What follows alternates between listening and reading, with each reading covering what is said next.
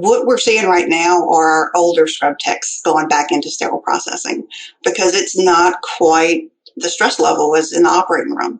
It can be, but it's at a different pace than what we work at in the OR.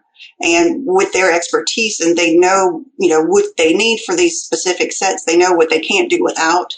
It helps make sure that we've got everything we need to start a case in the morning.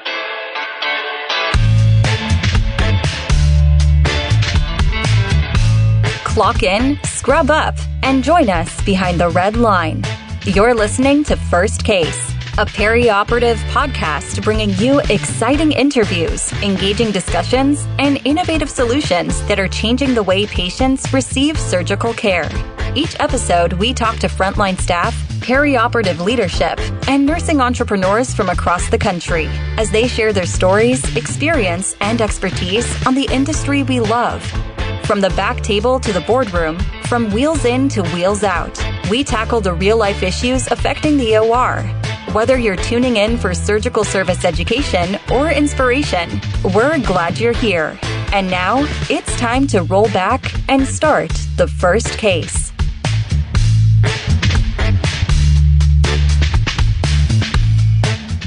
This week on First Case, we speak with Eboni Saurage, Assistant Professor of Surgical Technology at Baton Rouge Community College, and we're going to be talking about certification, but not just certification for surgical technologists, but an interesting program add-on that Eboni and her team there at the Baton Rouge Community College put together for sterile processing technicians. And really, I'm excited to hear how this program fits together, how it increases awareness for the operating room staff, and really creates a career ladder as well, Melanie. Yeah, it's really interesting. I spoke to Eboni a couple of weeks ago about this, and I was fascinated just listening to her talk about it on the phone.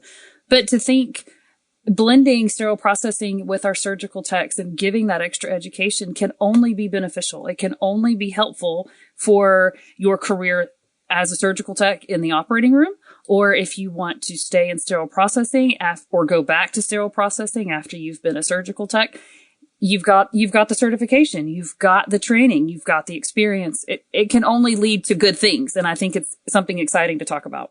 All right. Well, we're going to be right back after a short break with Eboni Saurage.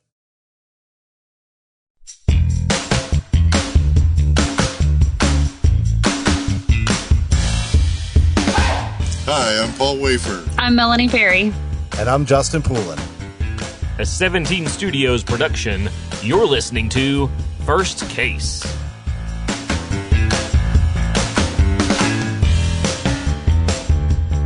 Joining us now is Eboni Saurage, Assistant Professor of Surgical Technology at Baton Rouge Community College. And Eboni, we love talking to educators here on First Case, and so we're really excited to have you on. Thanks so much for coming on the show. Thanks for having me. I enjoy talking about education, probably a little too much, but that's the fun of it, right? There's no such thing as too much on this show. I'll just let you know, this is your playground. Why don't you talk a little bit about your experience and specifically why you do like to talk so much about education? Tell us where you found your passion for being an educator. So I've been a certified surgical technologist for over 15 years. I'm not ready to claim how much over 15 years just yet. And within that, I've also been an educator over 15 years. So I started teaching as an adjunct clinical instructor pretty early on, which forced me to kind of reflect on my own practices in the operating room.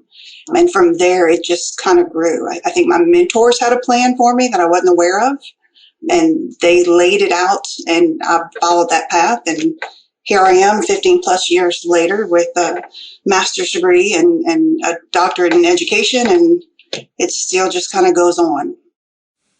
So, Eboni, when you and I connected before we ever did this podcast, we got to talking about your love of education, and we talked about sterile processing and how it really plays into the operating room and how an understanding of sterile processing can really help OR staff. Can you talk a little bit about the positive effects that knowing about sterile processing can have on OR people?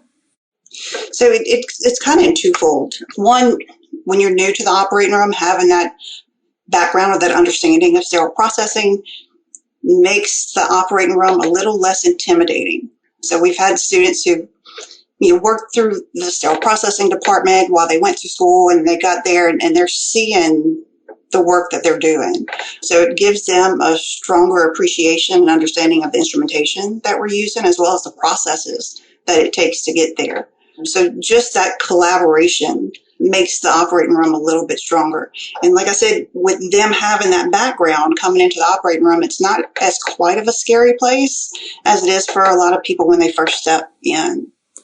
I can definitely see that. I mean, I know my own experience walking into the operating room, not knowing anything as a new circulator. I didn't know my instruments, and like my third day on orientation, I had to go stand in sterile processing, and like they were showing me instruments, but I had no idea what I was looking at. Then that was about it. And then I was circulating cases, and I mean, I had no clue. And so really it was daunting, and you get sent out of the room to look for things. And I know I'm talking about it from a circulator standpoint and not a scrub tech. I can't imagine how overwhelming it would be being scrubbed into the back table, not knowing instruments and things. But just having that background in sterile processing and knowing those instruments can only be beneficial and can only be helpful. How does that improve relationships, though, between the OR and SPD when the new scrub techs coming in have already gone through an SPD training and understand what goes on? Well, one thing, it breaks down those barriers. So there tends to be some tension between sterile processing and the operating room nowadays. If we don't have enough sets to start the cases in the morning, everyone starts getting stressed out, and it's got to be someone's, responsibility. So the whole blame game begins. But by having people that are working there in the night and, they're coming in, and I refer to our students who are starting in the morning, they know the importance of getting the cases done or getting the sets finished at night so that they can start cases in the morning. And then they know the processes, so they know how exhaustive it is to reprocess a whole set of instruments. So they're a little more conscious of just breaking sets open and wasting sets while they're, getting through their cases through the day. So tell us all a little bit more about the program that you developed that helps scrub tech students learn sterile processing. What did you do? So it started with collaboration with local hospitals. They reached out to us because there was a shortage of sterile processing techs. Likewise, we've got a shortage of surgical techs. So we kind of did the research, and we laid out a one-semester sterile processing program that gives everyone the basics of the foundation. So as they're getting new employees into that sterile processing department, they're not getting them completely green. They're getting them with a little bit of a foundation. They understand some basic regulations, and they do a clinical rotation. So they get the opportunity to get down there and work through decontam and work through prep and pack and through the sterilization process. So they have an understanding of the role to start with. So they're a little ahead of the game when they first hire them on. From there, what we're looking at is they'll be working in the sterile processing department, and they'll continue their prerequisites to come into the surgical technology program. So during the day, we'll work through surgical technology, and in the evenings, they'll pick up shifts to make their money, and on weekends in between semesters.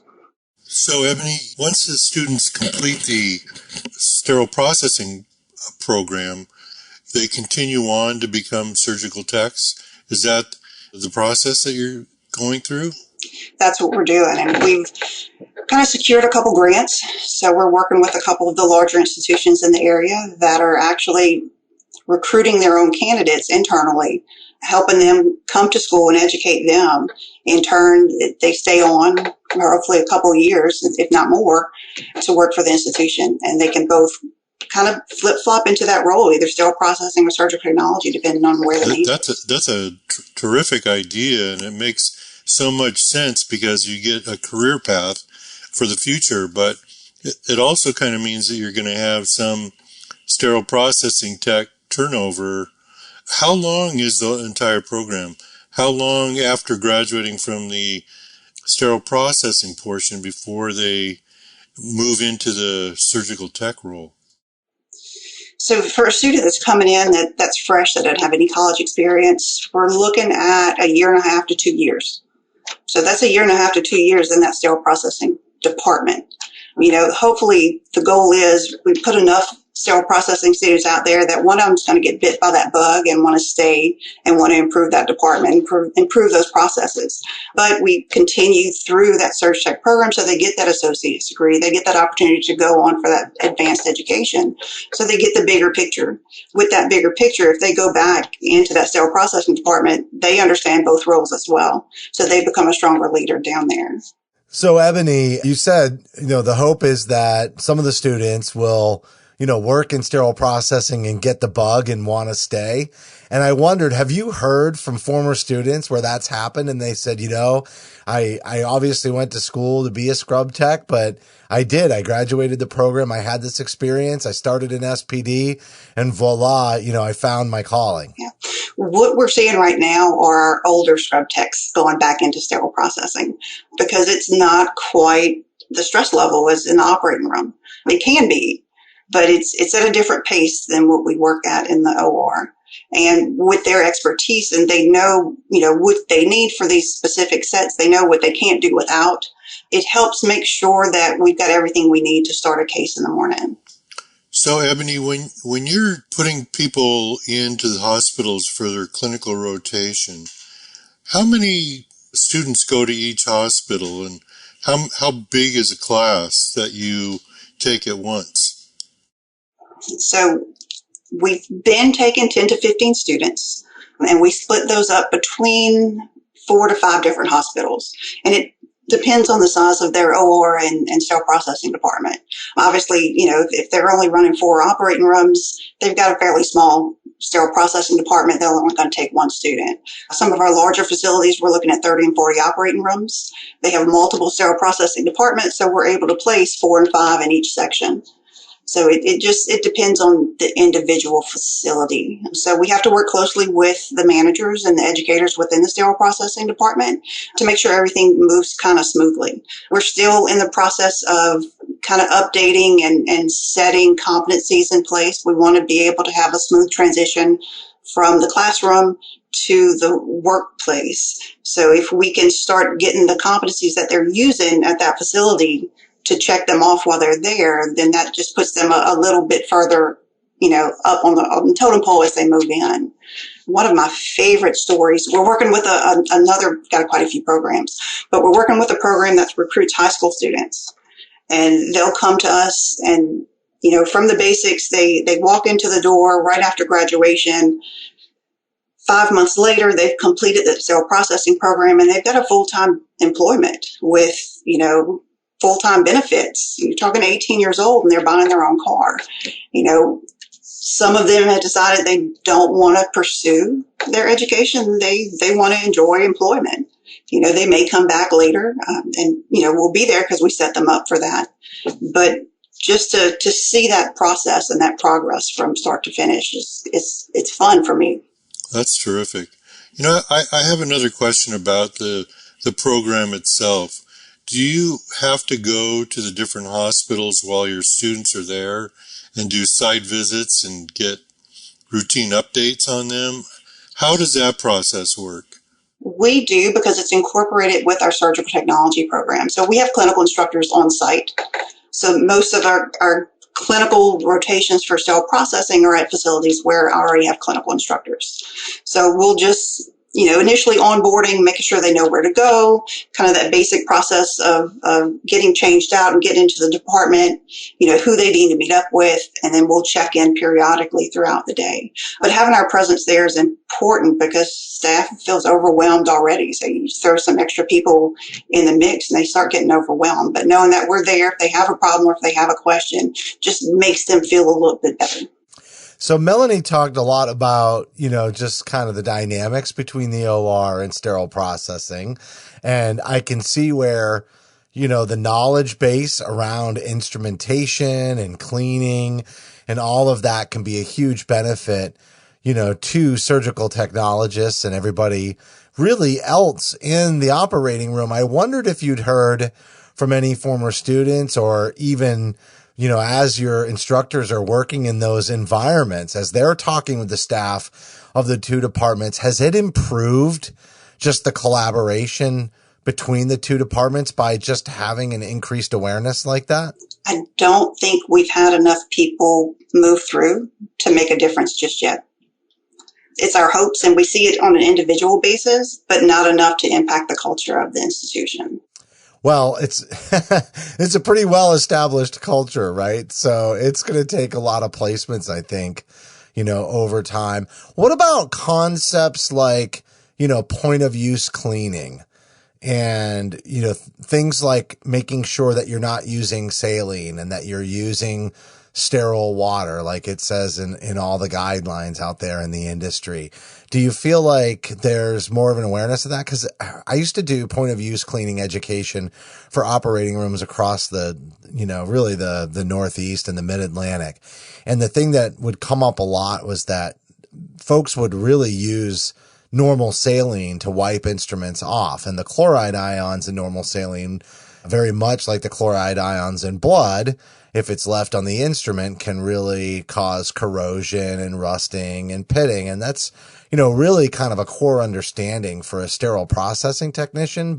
And I know it's taught that way in schools for operating room nurses and surgical techs, but I feel like sometimes it doesn't really carry over into practice just based on the feedback that I've gotten out there in the real world doing that education. Do you feel like concepts like that hold true better for those staff to be, a little more aware of the importance of even point of use cleaning in the operating room? Yeah, I think that kind of goes into the culture as well. We had a push. I was super excited. We included basins in all of our surgical packs so that we could really do point of use cleaning. And I think I've seen 3 of our staff members in, like I said, a 40 OR facility that actually are persistent with it. And those are usually the ones who are doing microvascular or micro neurosurgery. They need those small and fine instruments to work. Other ones don't necessarily do it because it hadn't been part of their practice for however long they've been there. So, Eboni, one of the things that we're seeing, a trend that we're seeing is that there is a movement towards trying to right-size the surgical trays, consolidating the trays to only have the contents that are really being used. I'm sure you know that surgical techs and OR nurses want to make sure they have everything they need in the room all the time. So instead of having 8 Kellys in a tray, they'll want 16. So do you teach your students to look at the trays, identify things that are never being used, and work towards consolidating trays at all? That's kind of more of an advanced practice when it comes to what we're doing at our level. Some of our practitioners have done that, and I'm really impressed at how we've condensed a lot of our trays. Robotics is the perfect example, because when robotics first came out, we overloaded everything that we could have possibly needed. And then over the past probably 4 or 5 years, it's really condensed down to, I think we've got open 3 sets to handle everything for our robotics procedures. But it takes someone who is familiar with the surgical process and the surgical procedures to get to that point. So it's more of a continuing education than it is that primary entry level. Another question related to the scrub tech program and the sterile processing training that your scrub tech students get. When they finish the sterile processing part of it, are they eligible to take certification tests or the credentialing tests or anything that if they want to for sterile processing so that they can have those credentials and that certification? They are. So let me back up some. Our surgical technology curriculum requires sterile processing training. That usually consists of a 2-day lecture and hands-on lab. What we have with our sterile processing program is a whole semester. So even though the content that we do in that whole semester needs to be learned by the surgical technologists, we don't always have the time to cover all of it. With that being said, I completely forgot what the initial question was. I just remember when you and I had talked on the phone before, we were talking about certification. Yeah, certification for your scrub tech students that were doing the sterile processing portion. So with the students who complete the sterile processing course are eligible to sit for certification. Acronyms are going to get me. Is it CBSPD? Yeah. Okay. CBSPD and ISHM, So which will be HSPA soon, but yes. CBSPD, our students can sit for the CBSPD exam as soon as they complete the course. The ISHM, we include the ISHM content within the course as well, but ISHM requires a few extra clinical hours in order to sit for it. So they would have to get employed and complete those hours to sit for ISHM.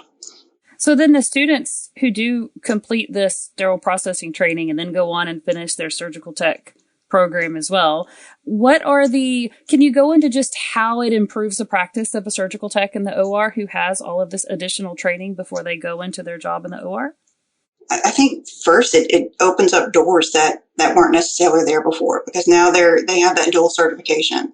When you look at leadership roles for surgical technologists, that they tends to fall along into sterile processing. Historically, we had a lot of nurses, and I think most recently I heard that they were wanting to bring a PA in to run the sterile processing department. And love our PAs, physician assistants by all means, but they really don't have any knowledge base of instrumentation or sterile processing at all.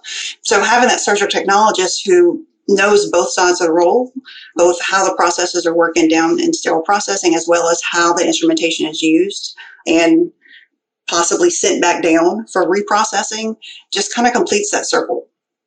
And then, I mean, if we can build that network and build that communication between surgery and sterile processing, it's just going to make things move a whole lot smoother. Surely there's hospitals somewhere that have it figured out, right? There has to be. We hope. So another big issue in the sterile processing world is compensation. And, different parts of the country, it's higher or lower. So I guess my question would be, in your area, is the compensation high enough to make the job more desirable for your students? I know in other parts of the country, they're really having a challenge with that. What's it like in Louisiana? I'm not sure the exact numbers, but I know they've improved over the past 2 years. They realize that they can no longer just hire anyone off the street and attempt to educate them into that sterile processing role and have that person hold the integrity needed for safe care. So understanding that, they've increased that compensation. They've tried recruiting efforts, but have been unsuccessful at recruiting sterile processing technicians because it's still, as of right now, majority on the job trained. So it requires someone within their department, within education, to be able to train them up. So this is kind of offering them that bridge. You know, we're not giving them a fully trained technician, but we are giving them an entry-level technician. And with that comes a little bit better compensation and may not be as high as what OR staff's making. But if they stick around, there's opportunities for supervisory roles and management roles and educator roles. So the opportunities are there to grow within the department. All right, Eboni. So, we talked about certification and dual certification, but I guess a question I have, knowing that Louisiana doesn't require certification for sterile processing technicians, how important is that to the folks that are coming into your program? So interesting you ask. Here in Louisiana, our politics are a little bit different. We had a new representative a few years ago who proposed a bill to strip all certification titles from every profession, thinking it would open up doors for employment opportunities. And it passed through the House with no objections, which is really disturbing. It passed through the House and made it to the Senate. At that time, lobbyists from professional organizations started gathering together because you can't do such a thing. Before it passed through the Senate, they were able to rewrite the bill that passed, but it said something completely different from what it was originally opposed. So it's a little concerning that our current political state doesn't recognize or doesn't appreciate those certifications. However, when it comes to a patient care standpoint, you're talking about risk management, you want to make sure that we have every possible precautions in place to make sure that we have the right people performing the right duties and that they're qualified to take care of their patients. So it is very important within our professions. Our politics and our professions don't always see eye to eye. Yeah, that's a really, really good point, because I know ISHM, soon to be HSPA, has put a lot of emphasis on certification and working, very diligently with all the state legislatures and government across the country to continue to encourage certification for sterile processing technicians for all the reasons that you just mentioned and the importance of it. And, we're seeing a lot of other types of training and education emerge, even for people who maybe don't want to do the job, but want to have increased awareness. And we actually recently created a micro credential with our partner CCI and Beyond Clean in sterile processing, just so that, peri-op leaders and folks could, get some additional education to increase that awareness. So, I think with programs like yours and new and creative ways to deliver education and increase that awareness, we really could make some serious headway in working through that culture that we talked about earlier, and continuing to improve the care of the instruments, the care of the patient, and the awareness and collaboration between the two departments. So I want to commend you for the work that you've put together in that program. I think we should definitely check back in a year or two, and then we can pose some of those questions back at you when the volume's gone through. I'm sure the pandemic had some impact on, the numbers of students that you had, either from them actually applying or just, restrictions in classrooms and things like that. So I'm expecting a pretty bright future, and knowing the shortage of sterile processing technicians that is out there in the industry right now, you really should have no shortage of applicants to your program. So keep up the good work. Anything else you want to add before we wrap? No, I appreciate having the opportunity to come on and talk about it. It's, one of those things that we're passionate about. Ultimately, it leads to patient safety, and that's, our ultimate goal is why we do what we do. At the same time, on the education aspect, it's that opportunity to watch people grow into their roles as individuals and health care professionals. So I appreciate that as too.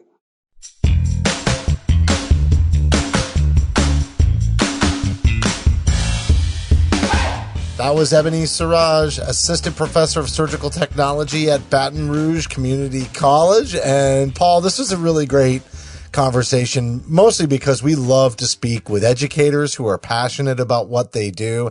And I love how they added this program on to their surgical technologist program to focus on SPD, hopefully increase collaboration. And as I mentioned at the very end, I am very much looking forward to seeing the continued success of this program, many, many more students running through it, and seeing what kind of an impact it can have on just increasing the awareness of really the care of instrumentation that ultimately leads to safe surgical care for patients. There's really 2 points I'd like to make. And the first is that I think it's very unique that they have developed a program that combines both sterile processing and the surgical technology skill set, and that it leads to a career path for these sterile processing students who want to expand into the operating room. The other thing that I think is important is there are a lot of surgical techs out there that are sent down to the sterile processing area when the OR is not busy or when they're behind in sterile processing, that really don't know the proper way of cleaning instruments, and they don't know to follow the IFUs, etc. So I think this is very important and makes a big difference in the long run. All right. Well, that's going to do it for this week's show. As a reminder, you can help support First Case by subscribing on Apple, Amazon, or Google Podcasts. You can also find us on Stitcher, iHeartRadio, Spotify, or your favorite podcast application. You just got to search for First Case Podcast. You can also access bonus content for certain episodes, but you got to download our smartphone app for iPhone and Android. And while you're there, we'd certainly appreciate a rating and a review, because your feedback is important to the show. On behalf of Paul, Melanie, and myself, thank you for listening to this week's episode of First Case.